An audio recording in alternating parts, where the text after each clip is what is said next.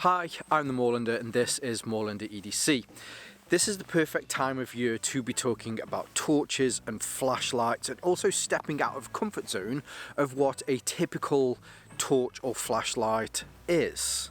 And I think the OClip Pro perfectly fits into that category of light that isn't a traditional style or format of light. I like to try things that are different. I've seen myself as a bit odd some days. I think it's fair to call me odd. And odd shaped things and things doing something different to what everybody expects a light should do is something that I find interesting. Hopefully this is where you'll find it interesting and we'll take a closer look. Now quickly before I start, I think it's useful to point out that this is my first experience with the OClip. I'm going to call it the family because there is the OClip and there is the OClip Pro. I haven't used the OClip before, so this is my first kind of introduction to the OClip family. If you enjoy this content, maybe I'll reach out to Olight and maybe we could do some OClip versus OClip Pro content. But yes, so this is the first one that I've used. Now unboxing wise, the unboxing process is incredibly simple in the fact that inside here you get the OClip Pro, you get a USB Type-C charge cable, which we will have a look at in a second, and you also get the instructions with this. Now as I mentioned, this is definitely not a stereotypical form factor for a light. I mean, it has a 90-degree angle on this, which is, you know, there are 90-degree angle lights out there, but the integration with the clip on here, I think this sets this apart from, certainly from other Olights around the OClip family. Now I'll leave the exact dimensions down here, but hopefully you can see it's just kind of an inch by a couple of inches, and maybe just say just over half an inch wide. Super small, super handy, especially if you have this in your pocket. Now I'll say in the pocket it's a little bit bulkier, but again, compared to some other, if you were to compare this to maybe like the Warrior or some of those larger ones, even just with the circumference of one of those large ones, it's not as large as some of those, so it's still perfectly EDCable. The beauty of this is with that clip that you can pretty much attach this to anything if it is that you need it.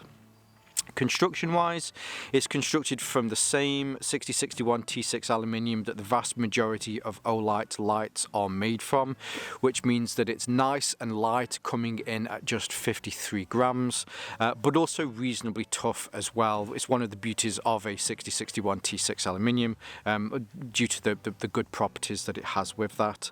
They're available in several different colors, and it is a tough anodized coating rather than it being painted. These are anodized. A little bit of marketing here on the front, and then when you turn it over you can see that it says OClip Pro here on the back. On the side here there is a small gate. This opens. Now when I first got this, I actually thought that this was one of those kind of rubbery bungs, and that's what it does look like. It looks like a rubbery bung, but instead it's not. It's a spring assisted metal gate, and then in here there you have your USB Type-C plug.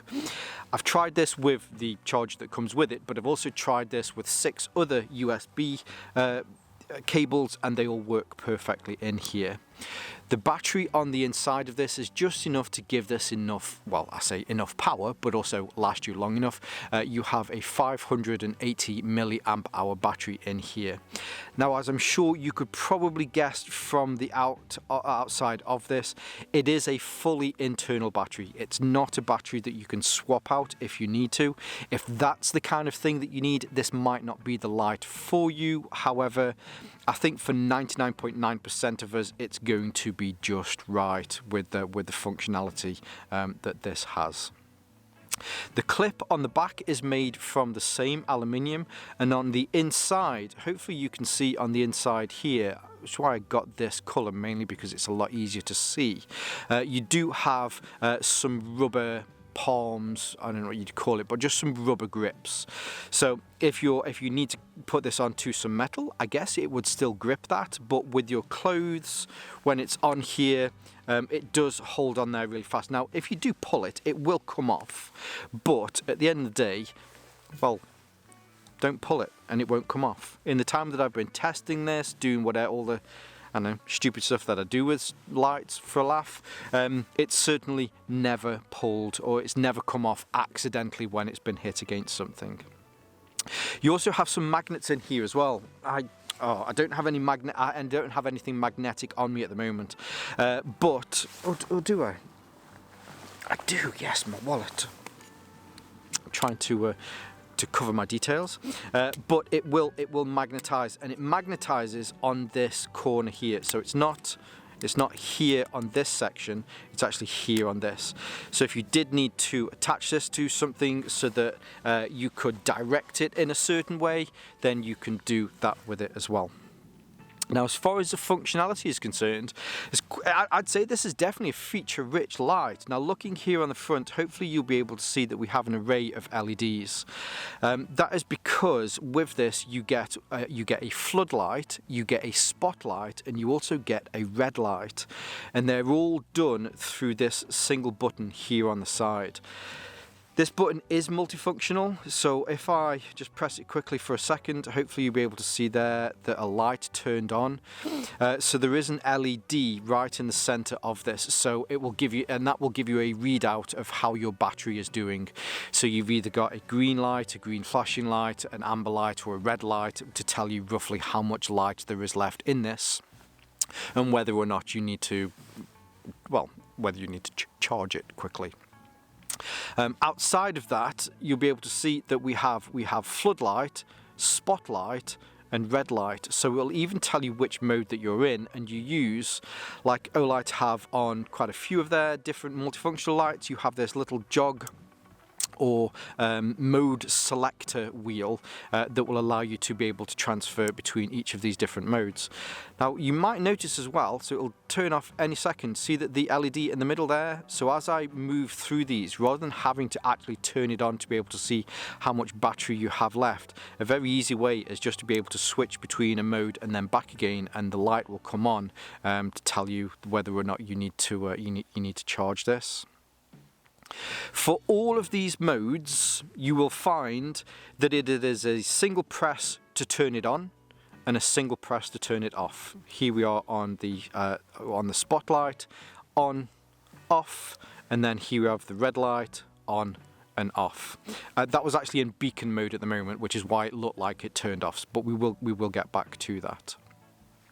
For the floodlight and the spotlight, when you have these on, and you can do exactly the same, so we'll have a look at the floodlight at the moment, but all of these functions work exactly the same for the spotlight. So when it's off, you can do a long press, and that will put this onto moonlight mode. And now it's very low, so you can only just see the moonlight mode there. We will be having a look at these modes and the lumen levels in the dark later.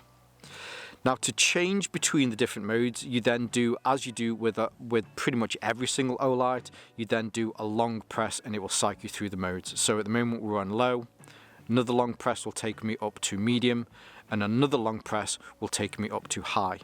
If I then press it again, it will turn it off. Now let's turn that back on. Let's put it on moonlight and then onto low. If I want to get onto turbo, I can do a turbo press and it will put me onto turbo. And then if I do a long press, it will turn me back down again. Or I can do a triple press, and this is beacon mode. So beacon mode and strobe mode are ever so slightly different, because you could use this potentially in an emergency situation. Maybe you want to be seen, or maybe you've just done some camping, you've pitched up, you want to nip into the woods because it's dark for a pee. So clip this to your tent, you know where your light, you know where your tent is. But this is beacon mode, and you do beacon mode from a triple press whilst it's on. If you want to go on to strobe mode, you do a triple press whilst off. Now, as I mentioned, so that's the floodlight mode, and I'll go through this very quickly. So this is the spotlight mode, but hopefully you'll notice on spotlight mode that you have this hot spot in the middle. The floodlight has a lower candela, whereas the spotlight has a higher candela and a more defined hot spot in the middle. Sorry, I keep going out of focus there for a second. I'm trying to keep it on manual focus, but it's not working, so I'm having to adjust. So long press whilst off for moonlight, another long press low, another long press medium, another long press high. Double press will take me on to turbo. Oh, I did a double press there. Let's turn it on. 1, 2, 3 whilst on is beacon mode. If I turn this off and then do 1, 2, 3 whilst it's off, this is the strobe mode. So that's your floodlight and your spotlight. Now, as I mentioned, there is a third one on here, which is your red light. So on this, you can do a long press, which will turn it on onto its lowest mode. It is slightly different with this. If I was to change any part of the UI, this is the part that I'd change, but once you get used to it, it's not too bad. So when it's on low, you'd assume that you could do a long press and it would take you up to high. What actually happens is a long press now initiates the beacon mode. So if I do another long press, we're back down to low. If I want to take this up to high, I then have to do a double press, which will then take it up to high. So I guess you could think about it really as high is actually turbo with the red light. And then you can do a long press and it will take you back to the previous mode, which on this one was beacon. But if I do it again, then we're back down onto the low level. The UI can easily, well, actually you can swap between all of these just by clicking it, and that will kind of switch between each of the different modes. Once you get used to it, the flood and the spotlight is incredibly simple and very similar to 99.9% of all other UIs on Olights.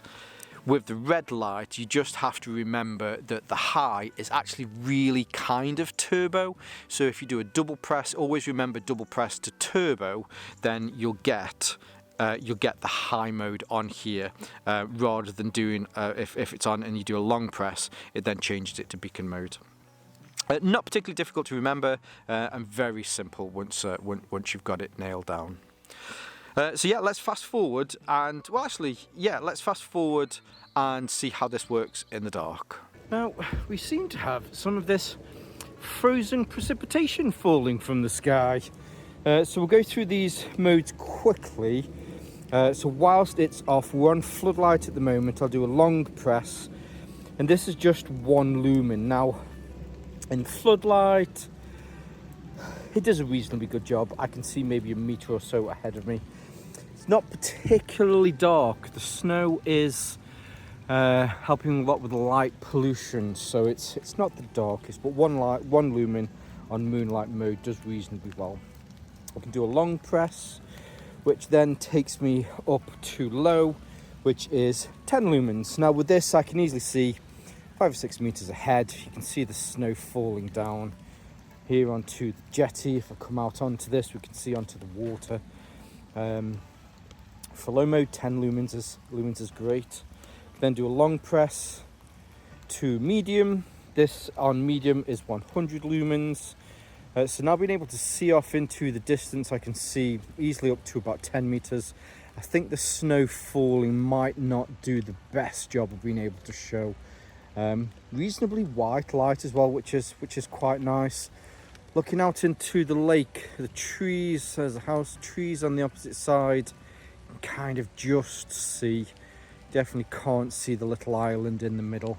But then I can do another long press, which takes me up onto high, which is 300 lumens. So now the opposite side of the lake, you can see there, which is about 10 meters away, that tree off into, oh, we've got a bat flying around as well. Yeah. But yeah, actually, you can just now see there's a plastic heron on that little island in the middle. But coming down here onto the water, hopefully you can see that this is a reasonably nice, clear light. I'm just going to bring it back around. Let's go back around to medium. I'm going to hold this out. As far as the hot spot in the middle with the floodlight, it is a floodlight. It has a lower candela. on the edges here, the spill. So 45 degrees to the left and back, 45 degrees to the right and back. Although I'm kind of shining it on my finger. So that's the floodlight, but there is also a spotlight. So turning this switch now turns it onto the spotlight. I might as well we'll have a look at this. The spotlight does increase the candela here. You can see that there is a very pronounced warm spot, and then the spill coming off to the left, you can see, is also reasonably defined as well. I'm just going to turn this off so we can go back through the modes again. So with the spotlight, if we do a long press, the moonlight mode. Now the moonlight mode is very easy to see because it's all kind of condensed into that one smaller area, which is 1 lumen. Then do another long press, which takes us up to low. So looking off into the distance, that's maybe say about 5 meters away. Let's come back onto here. Let's see if we can see that tree. Yes, we can just see the tree there, which we couldn't see before on the floodlight mode. So on low, this is 9 lumens. Now if I do a long press, we then go up to medium, which is 85 lumens. That tree is a lot easier to see. There's an ornamental waterfall over there, which I can just about see. You might just be able to see it here. Coming back here, the 85 lumens does an even better job of being able to see off into the distance. I can then do another long press, which is high, which is 240 lumens, and you can now see that ornamental waterfall a lot better. That tree is a lot easier to see looking up into the canopy. And then over onto the other side of the lake. Now we can see the opposite side, which is about 20 meters or so, and there's that plastic heron in the middle of the lake. I forgot we didn't look at the turbo mode, did we? So if I do a double press, we're now on turbo, which is 380 lumens.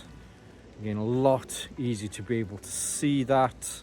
And now you can see my house in the background, which I think mainly is what's kind of picking up the light. I should turn the light off before I left. But there we go, and the heron in the middle. Now, if I put this back so that we can have this on flood, if I do a double press on flood, the flood double press is 500 lumens. So the tree is easy to see there.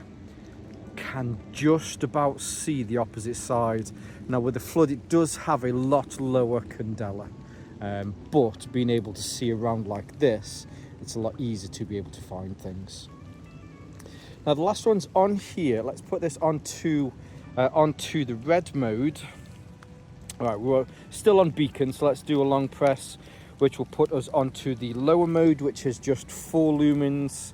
If you need to conserve your night vision, being able to see around on the floor like this, probably see maybe 3, maybe 4 meters away. And then if I do a double press, it will then turn it up onto the higher mode, which is 40 lumens. The spread on this, it's more of a floodlight than a spotlight.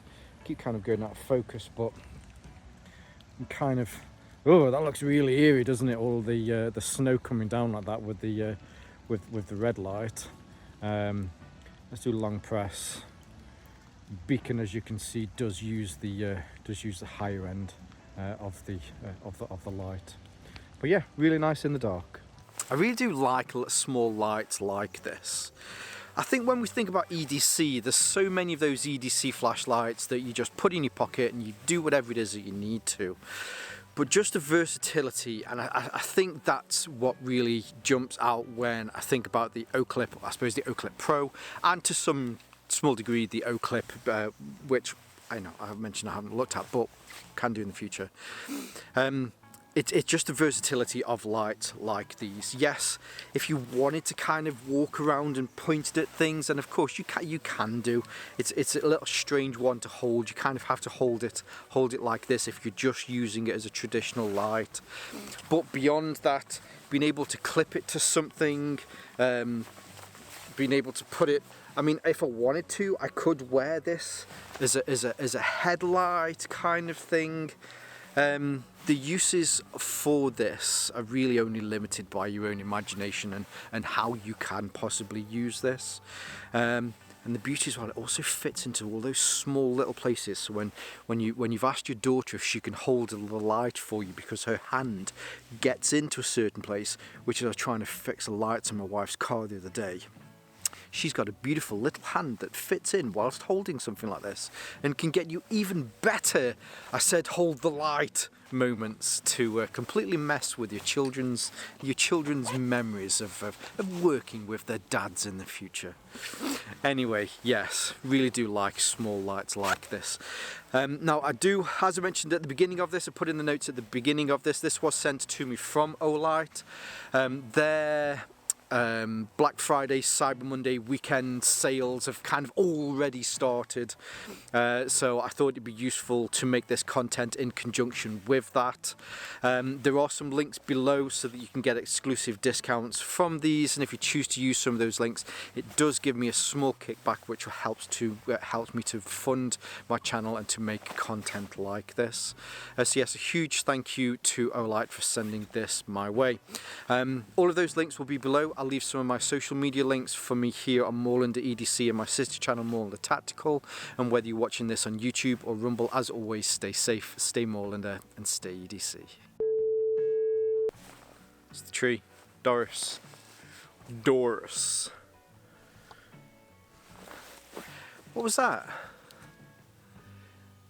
Your secret name will be Nikita. No, it'll be Doris. What was that? True Lies. Arnold Schwarzenegger and the lady from the Scream films that run around that used to get her boobs out in the 80s. What was her name? It wasn't Scream, was it? Was it Halloween? Friday 13th. Anyway. It's a good film. Really good film. Anyway, where were we? Here to be looking at new flashlight or torch content. Olight got in touch Olight touched me. It's kind of consensual. It wasn't at first, but once it happened, I agreed to it. We continued. Nobody has got some sort of strange PTSD about what happened. It was a beautiful moment. That's definitely going in the bloopers. Did I really just talk about me being odd then? I think I did just talk about me being odd then for a second. Let's hear in the comments if you're odd. If you're a bit weird, let's hear it in the comments. Who cares? Weird. I tell my daughters this. If someone else says, oh, you're weird, the correct and only response to that is, thank you. Because normal people are boring as fuck. Not when she's in school though, and I tell my daughter to swear, obviously. Stupid flies again today, doing my nutting. Left my phone at home, so I've got some of my notes as well. I'll have to come back. Anyway. The joys.